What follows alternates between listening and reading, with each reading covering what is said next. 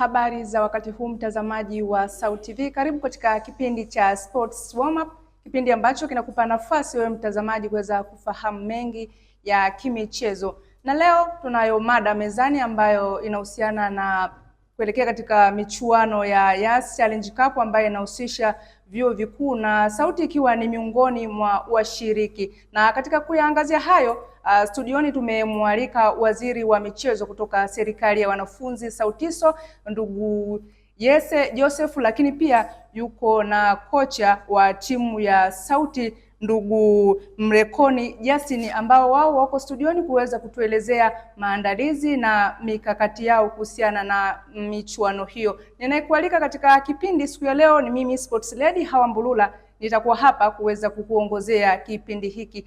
Moja kwa moja tutaanza na ndugu Joseph.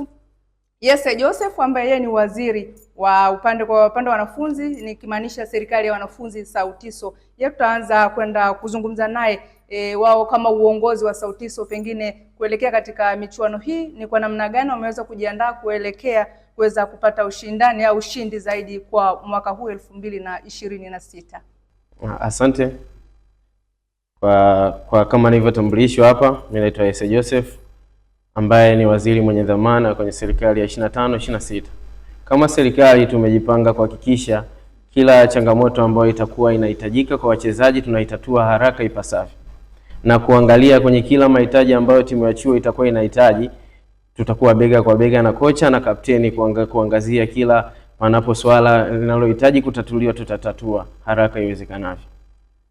Pengine kwako nikija ndugu Mrekoni Justin, wewe ni kocha, pengine kwa upande wako unaweza kutuambia maandalizi yakoje, hali ya utimamu wa akili na kimwili kwa wachezaji kuelekea katika mashindano haya? Tunajua mashindano yanaanza Januari 9, na pengine kwa ratiba za SAUT pengine utaenda kutuambia pengine kwa mara ya kwanza au mchezo wa kwanza utaenda kukutana na timu ya chuo gani. Pengine maandalizi kwa ujumla kwa upande wa utimamu wa mwili na akili kwa wachezaji wa timu ya chuo cha SAUT pengine yakoje, wewe kama mwalimu wa kikosi?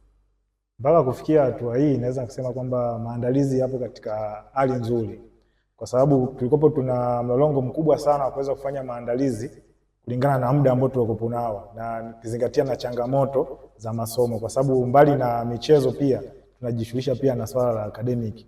Kwa hiyo zile changamoto za mwanzo niliweza kukabiliana nazo vizuri, na uzuri kwamba vifaa vilikuwepo na ile nguvu ambayo tunaipata kutoka kwa uongozi wa juu. Na mpaka kufikia sasa hivi naweza nikasema nipo katika asilimia nzuri ya kuweza kuhakikisha kwamba katika mashindano ambayo tunaenda kuyaanza, tayari yameshaanza, lakini sisi ambao tunaenda kuanza tarehe 14, timu imejiandaa katika hali nzuri kifikra, kimwili pamoja na kiushindani.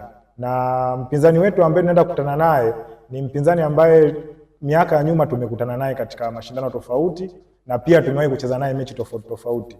Kwa hiyo siwezi nikasema kama ni mpinzani ambaye ni mwepesi, kwa sababu naye pia anajiandaa. Kwa hiyo kama yeye amejiandaa, sisi imebidi tujiandae zaidi. Na mshindani wetu ni chuo cha Bugando. Kwa hiyo kulingana na wachezaji wangu nimejaribu kuongea nao vizuri mazoezini, na kitu ambacho nachokishukuru mpaka sasa hivi, nilijaribu kuambia kwamba sawa, mimi ni kocha wao na waongoza katika mazoezi, lakini kuna vitu vingine nitavihitaji mawazo kutoka hata kwao, na hicho nimeweza kukipata, kwa sababu mbali na vile ambavyo navipeleka uwanjani au kwenye uwanja wa mazoezi, kuna baadhi ya mawazo napata kutoka kwa wachezaji wangu, na vimenipa mwanga na vimenifungua zaidi. Kwa hiyo naweza kusema kwamba mpaka sasa hivi nina matumaini makubwa ya kuweza kufanya vizuri katika haya mashindano. Asante. Nikirudi kwako waziri, pengine kwa faida ya mtazamaji ambaye anatazama kipindi, pengine unaweza kumkumbusha pengine SAUT ni mara ya ngapi ikishiriki michuano hii, na pengine ni mara zote ambazo ameweza kushiriki alishia katika ngazi zipi? Pengine unaweza kumkumbusha mtazamaji ambaye anatazama kipindi. Asante. SAUT hii ni mara ya 4 kushiriki, na ikiwa Chuo Challenge ni msimu wa 4. Lakini mara ya kwanza tulifanikiwa kuchukua awamu ya kwanza, ambao awamu ya pili tulishia finali, awamu ya 3 pia tukaishia finali na mipango akaweza kuchukua. Lakini msimu huu tukiwa na kocha tunajitahidi tufanye na tukaoneshe competition, na ikiwezekana Mungu akibariki, japo tunajua kila mtu amejiandaa, lakini sisi tunataka tujiandae zaidi, tukaoneshe chachu ya mpira na ari kwa mashabiki watakao kuwa na wana michezo wote kwa ujumla. Pengine nikirudi kwako wewe mwalimu kocha, na mimi ndo mwalimu ambaye unafundisha timu ya chuo. Pengine nyie kama uongozi, mikakati yenu ni ipi? Pengine ukiachana na mashindano hata yanapoisha, pengine mnahakikisha vipi hivi vipaji ambavyo vipo kwa sasa hivi mnaviendeleza na haviwezi kupotea? Kwa sababu inawezekana nguvu kubwa mmewekeza sasa hivi wakati wa michuano hii, watu wanafanya mazoezi. Pengine vipi baada ya hii michuano kuisha, nguvu zenu zinakuwaje kuhakikisha vipaji ambavyo viko haviwezi kupotea na watu wanabaki katika, naweza nikasema katika ule mstari ule kiwango ambacho tulimuona labda mchezaji katika michuano na anaendeleza kuwa nacho hata michuano ikiisha? Jambo la kwanza ambalo nimejaribu sana kulifanyia mkakati kuhakikisha kwamba baada ya mashindano haya, je, mchezaji tutaweza kumpata katika mashindano mengine akiwa na utimamu ule ule? Kitu ambacho nilojaribu kukifanyia kazi ni kutengeneza mentality nzuri ya kuweza kuwapata wachezaji. Na mentality nzuri inatengenezwa pale ambapo unapokuwa kiongozi lazima uwe ni mtu wa kwanza kuonesha kwamba hichi kitu mimi nakithamini kwa nafasi yangu. Kwa hiyo unapokuwa unaonesha ule msimamo na ile hali ya kusema kwamba inabidi mimi ndo niwe mtu wa kwanza kuonesha jitihada, hiyo ni njia ambayo imeweza kunifanya mpaka sasa hivi nimeanza kuona ule mwamko wa kuweza kupata wachezaji. Kipindi cha nyuma kulikuwa kidogo kuna kasumba kwamba baada ya mashindano unakuta kuwapata wachezaji imekuwa ni ngumu, na hii imenifikia hatua nikasema kama kuna kasumba za namna hii, tatizo liko wapi? Nikaona ni upungufu wa vifaa. Ilibidi muda mwingine sasa niingie mfukoni, sasa naongea na waziri mwenyewe, naingia mfukoni kwa sababu ni kitu ambacho ninachokipenda. Naingia mfukoni nanunua vifaa. Yaani kuna muda sasa inabidi unalala sasa. Yaani unapochaguliwa kuwa kocha kama sasa hivi nimechaguliwa kuwa kocha, kuna muda ni akili yangu yote sasa, ukiacha masuala ya academic, imefikia hatua sasa naanza kufikiria nini baada ya hichi kipindi cha mwanzo. Na labda niwatoe hofu katika maelezo aliyosema kocha kwamba tumeshiriki mara 4 katika haya mashindano na tuliibuka mshindi mara 1. Mimi ni mmoja wapo ya wachezaji ambao tuliwahi kuibuka ushindi kipindi hicho ambacho nilikopo nasoma ngazi ya diploma hapa chuoni. Kwa hiyo ninayafahamu mashindano na pia ninawafahamu wapinzani ambao tunaokutana nao na vile ambavyo ambao tunakutana navyo pia jinsi vinavyotuzungumzia sisi. Kwa hiyo nimewajenga wachezaji wangu kuwa na ile mentality ya ushindi. Pengine tukisalia kwako hapo, umesema kwamba ulikuwa kuwa mmoja wa washiriki katika michuano mbalimbali toka ukiwa katika ngazi ya diploma. Kwa sasa hivi wewe ni mwalimu ambao umekabidhiwa kikosi. Naweza labda tuanze kuuliza ni kipi ambacho umekuja nacho, kwa sababu uko katika muda mrefu katika kuhakikisha hii timu pengine inafika hapa ilipofikia. Pengine kipi cha utofauti kwa msimu huu au kwa michuano ambayo iko umekuja nacho? Pengine unaweza ukasema kwa sababu umepitia kipindi chote, umeangalia changamoto hivi na hivi hadi sasa timu ilipofikia. Kipi cha tofauti kwa msimu huu umekuja nacho? Unaweza ukasema hiki pengine kitaipush timu ya Sauti FC kufikia mbali zaidi, pengine hata kuchukua kombe ya michuano hii. Uzuri ni kwamba mimi pia ni mchezaji. Unajua kuna muda mwingine unakuwa ni kocha na ukiangalia umri ambao ulikuwa nao, alafu unaona wachezaji wa umri wako wanacheza, kuna ile chachu fulani unaipata kwamba hivi kwa nini mimi pia nisicheze?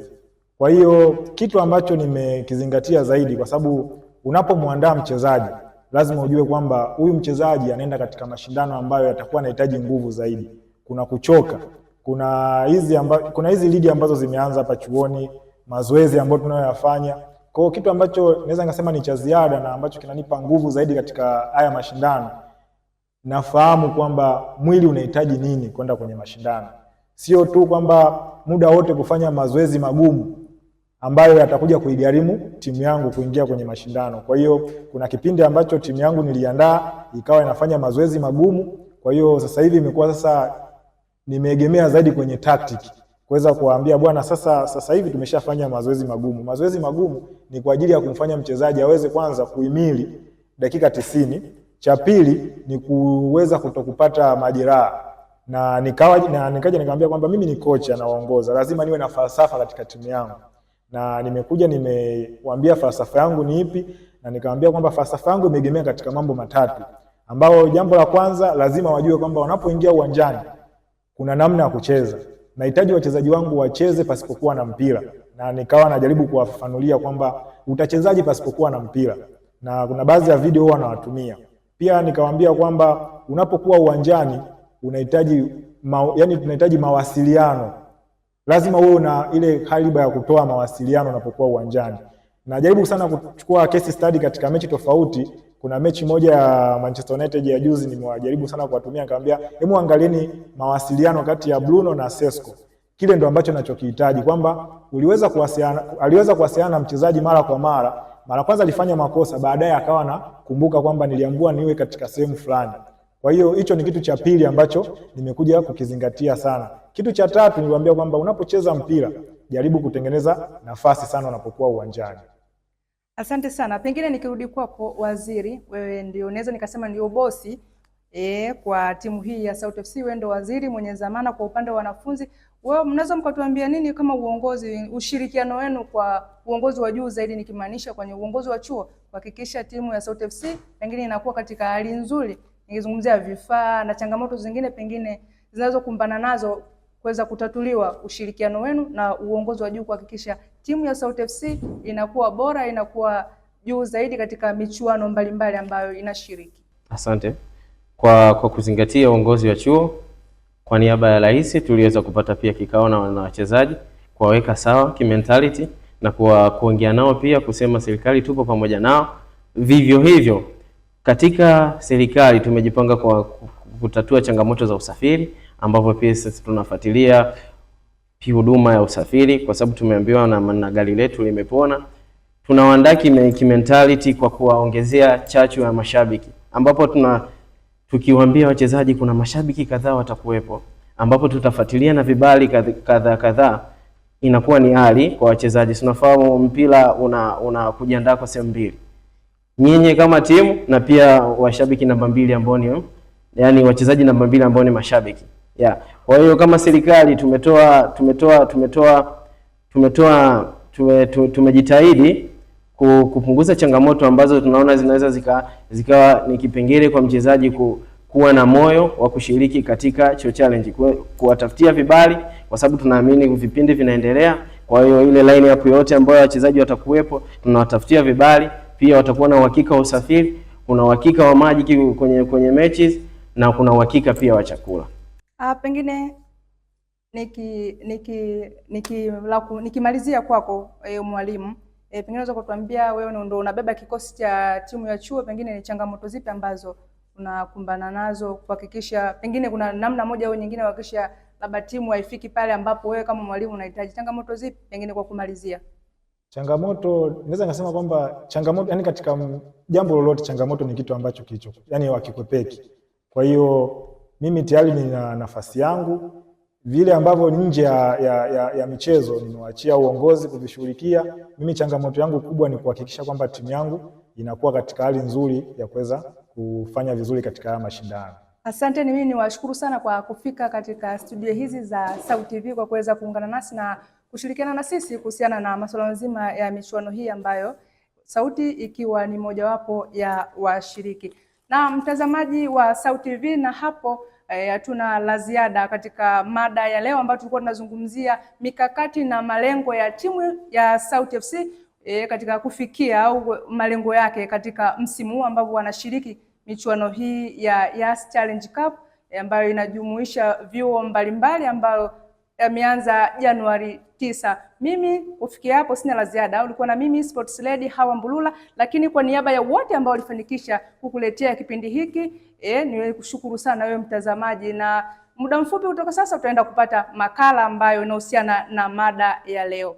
Siku ya leo utakwenda kufahamu juu ya faida za mashindano ya mpira wa miguu katika vyuo vikuu. Mashindano ya mpira wa miguu katika vyuo vikuu yana mchango mkubwa katika maendeleo ya wanafunzi na taasisi kwa ujumla. Mashindano haya huimarisha afya ya mwili na akili kwa wanafunzi kwa kuwafanya kuwa na mazoezi ya mara kwa mara, jambo linalosaidia kupunguza msongo wa mawazo unaotokana na masomo. Lakini mpira wa miguu hujenga mshikamano, nidhamu na ushirikiano miongoni mwa wanafunzi. Kupitia michezo ya timu, wanafunzi hujifunza kufanya kazi kwa pamoja, kuheshimiana na kuzingatia kanuni, stadi muhimu katika maisha na ajira za baadaye. Aidha, mashindano haya husaidia kugundua na kukuza vipaji vya michezo.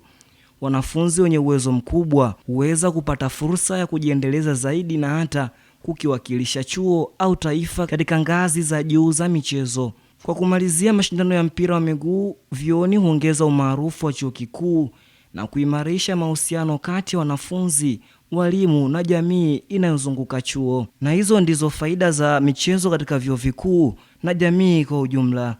Hii ni sauti ya Abdul Sami Hawanga kutoka SAU TV.